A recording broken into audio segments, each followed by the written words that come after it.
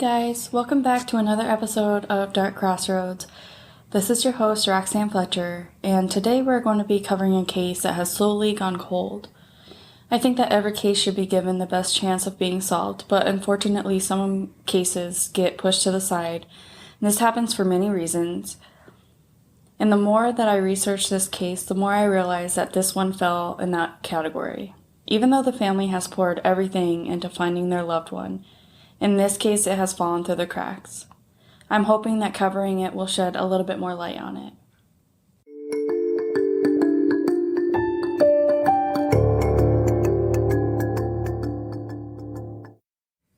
Andrea Michelle Knabel was a 37-year-old mother of two when she vanished unexpectedly without a trace. She was an active member of a group called Missing in America, a group that, if you are into true crime, I'm sure you may have heard of.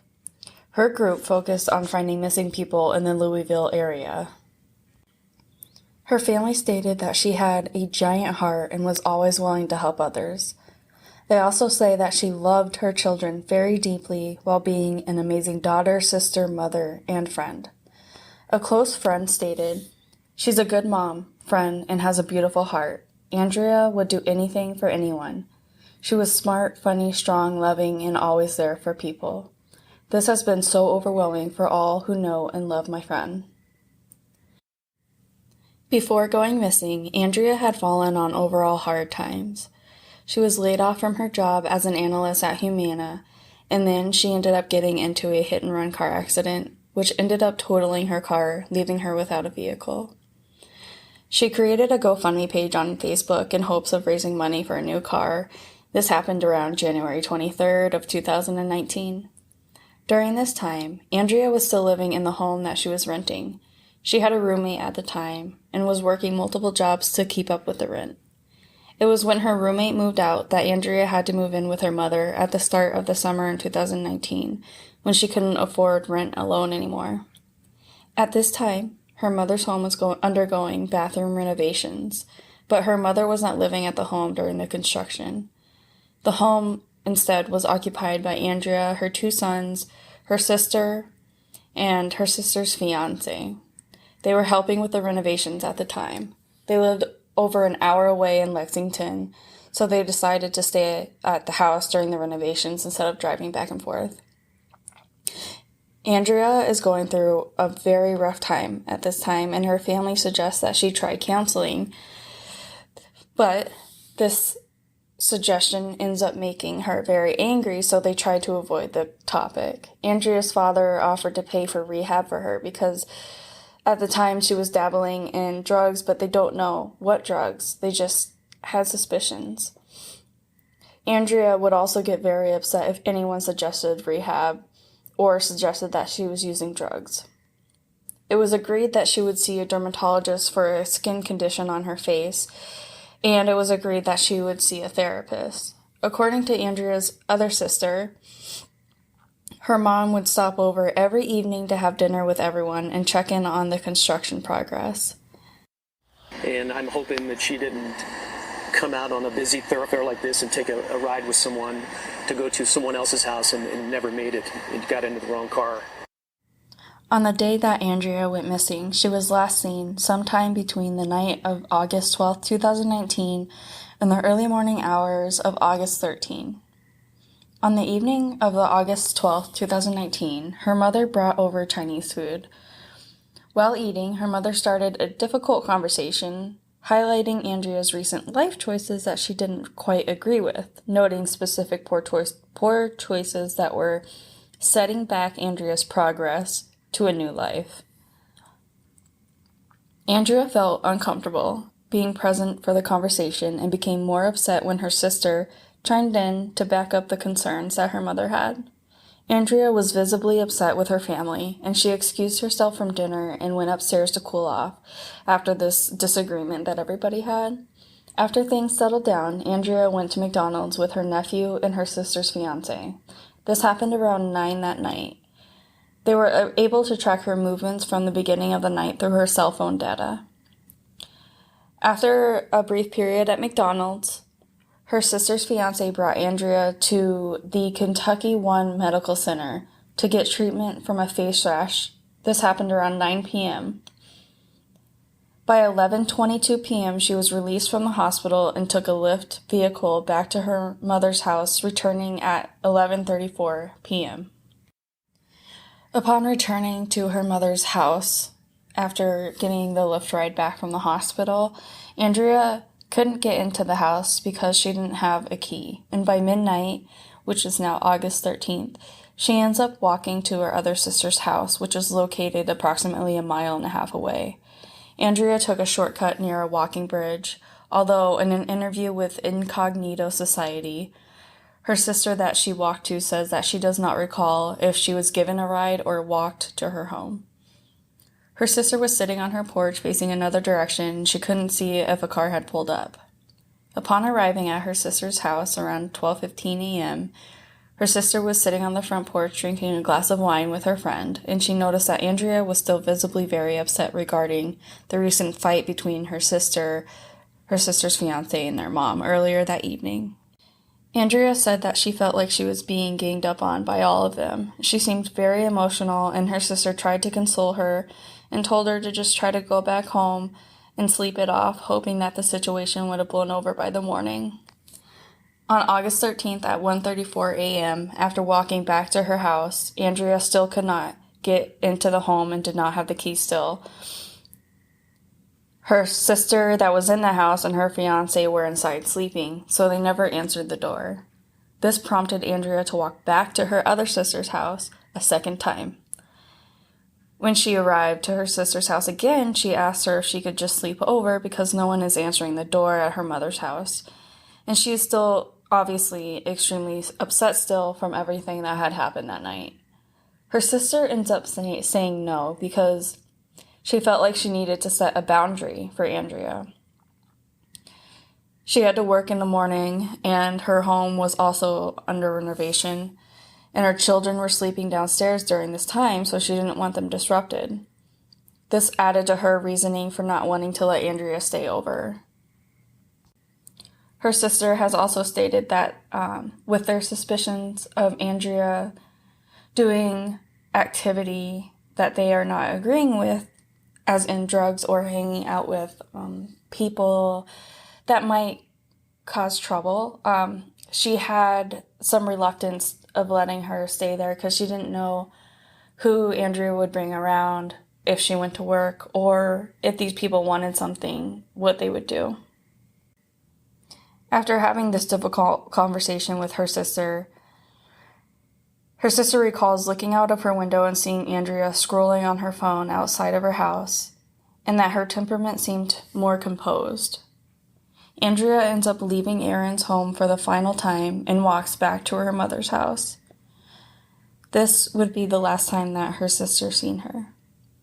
According to Andrea's cell phone data, she returned back to her mom's house for a third time on August 13th at 1:54 a.m. According to phone records, Andrea's phone was active at her mother's house. Her phone then shut off. Also, per the original timeline via WDRB, it was assumed that she was not let into the home because her sister and her sister's fiancé were sleeping, but when the pair were re-interviewed later by the police, they told investigators that they were awake. They heard her, but they didn't let her in because they were fearful of Andrea after she got so upset from the tense dinner conversation. Now, even hours later, Andrea's cell phone was still active at 3:51 a.m., pinging around her mother's house. This is the last known activity that proved Andrea was alive and near the house. By the morning, Andrea had vanished. Her mother texts her family asking if they've heard from Andrea. By 10:30 a.m., her sister starts texting Andrea's friends to see if they've heard from her. 4 days later, the same sister files a missing persons report on her sister. A woman that Andrea used to work beside with the Missing in America group contacts private investigator Tracy Leonard to help with the search for Andrea. And Andrea was last seen wearing a light-colored tank top, white shorts, and light-colored Nike shoes. During this time, the family started to shine a light on Andrea's disappearance through social media and local media. There have been multiple possible sightings of Andrea in or around the Clarksville, New Albany, and Jeffersonville, Indiana areas. These were around October of 2019. This episode is brought to you by the Dark Crossroads podcast. Hosted by Roxanne Fletcher, this is your stop for all things true crime. The New Bedford highway killer, the strange case of Paige Renkoski, to the infamous and unsolved stalking case of Dorothy Jane Scott. Dark Crossroads is a truly deep dive into the real crime stories that frighten and fascinate us. A great production, entertaining to listen to, so give it a listen yourself. I just hit subscribe, as should you. All links to the show will be provided in this episode's description.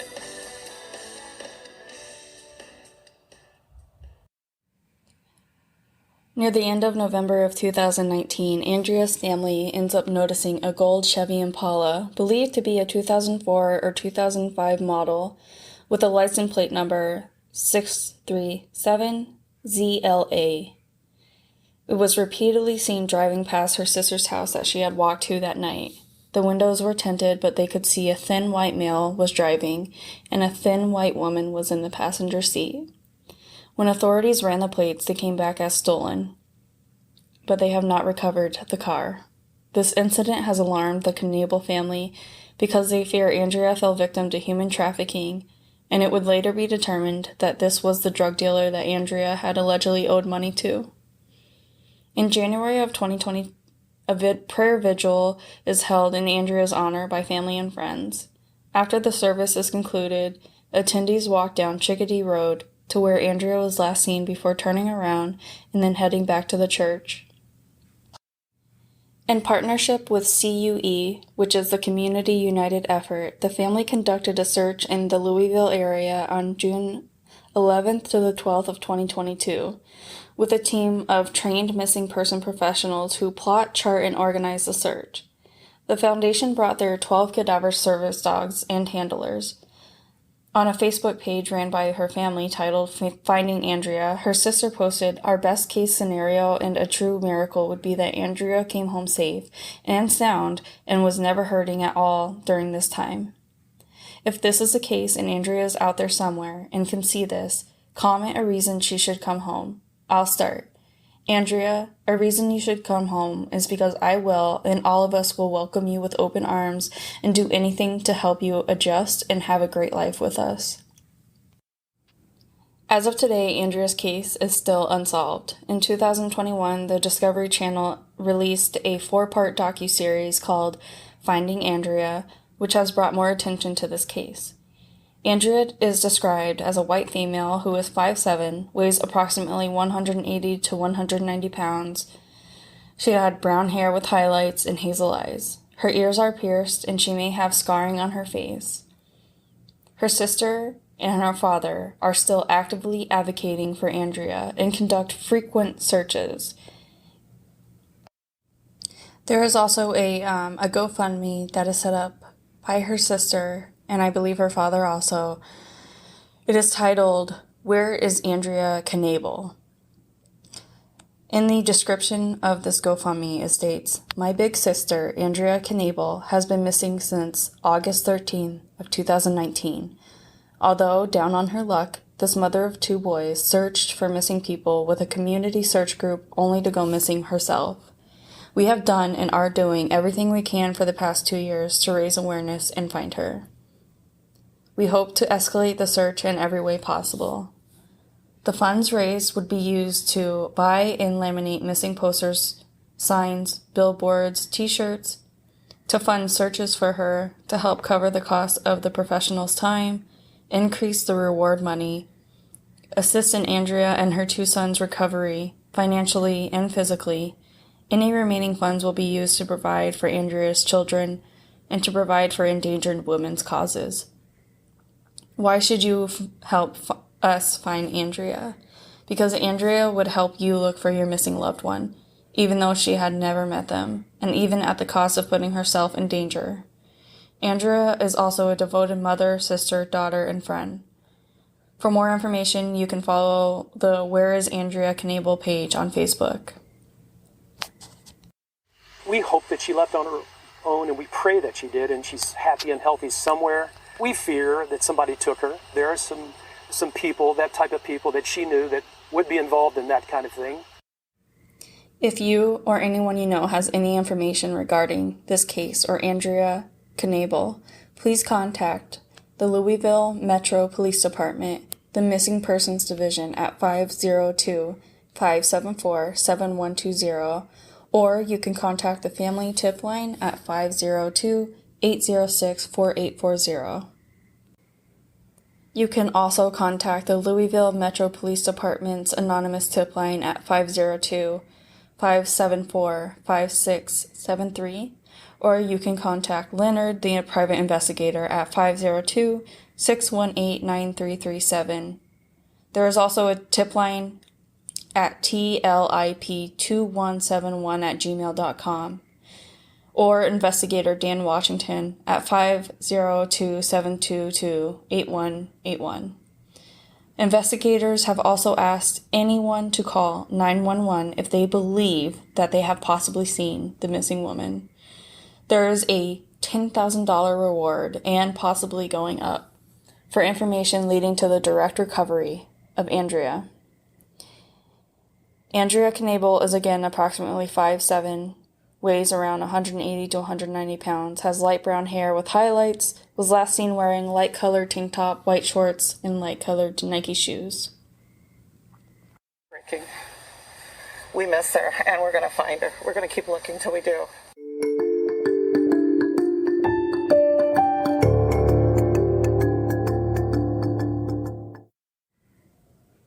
Alright guys, so this one kind of hit home because not only is she missing and her family searching so hard for her still, but she was an advocate for the missing and volunteered so much of her time to bring people that she didn't even know back to their families.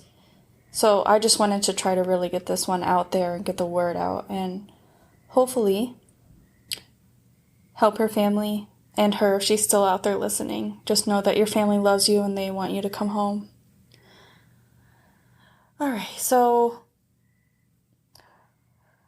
to our podcast news, we are very, very excited to announce that we are going to be starting our merch store soon. It will be going live soon. I will announce it. I have been keeping everybody updated on social media. And speaking of that, right now we are hosting a free giveaway. And to qualify, there's a whole thing on social media, on Facebook and stuff on how to do this. But to qualify, all you have to do is download 5 episodes, rate and review the podcast, and follow us on Facebook. And if you do this, we're going to just randomly pick a name out of the ratings and the review list, and that person will get a free t-shirt. So help us out and get to pressing buttons. That's all you have to do, and you get a free t-shirt from our merch store. We're going to be posting up little tidbits and stuff until it opens, but the drawing for the free shirt will be on July 1st, so in a week. Alrighty, so with that said too, I guess the same spiel I do every single time. Facebook, Instagram, Twitter, TikTok, blah, blah, blah. Follow, rate, review us. I know it sounds annoying every single time, but that little act is probably one of the best ways that you could support this podcast and keep it going. So if you do that, we can keep making content and keep getting better and telling you guys amazing crime stories and scary stories. So yeah. And also check out the website because we've been putting a lot on the blog. And if you're ever wondering how to find the podcast, you can just go to the website. There's a page called episodes, and you go on there and it sends you straight to the episode. So definitely do that. And if you're feeling so inclined, we have a Patreon too. We're trying to tweak it a little bit, but there's 2 tiers right now. You also can just do it one time donation. All the money that goes to Patreon goes towards the podcast, getting better equipment, helping with research, all that. So any little bit helps, even just following or rating, reviewing, sharing us. Tell 2 friends. It's a pyramid scheme. So if you tell 2 friends, that is also a great way to support a podcast. Support all your podcasts. I think that we all need this. So tell 2 friends, follow, rate, review, blah, blah, blah, blah. Alrighty. So the next episode coming out is going to be a Creepy Corner episode again. If you want to get on the Creepy Corner episode, send in any of your stories, true crime, paranormal, or just fun and happy stories. Doesn't have to be whatever. Send them to www.darkcrossroadspodcast.com. You can email it there or at darkcrossroadspodcast@gmail.com. Those are 2 great places to send it to. We've gotten a lot of stories so far, and we're looking for a lot more. So hope to hear from you, and be weird, stay different, and don't trust anyone. All right, we'll see you next time, guys.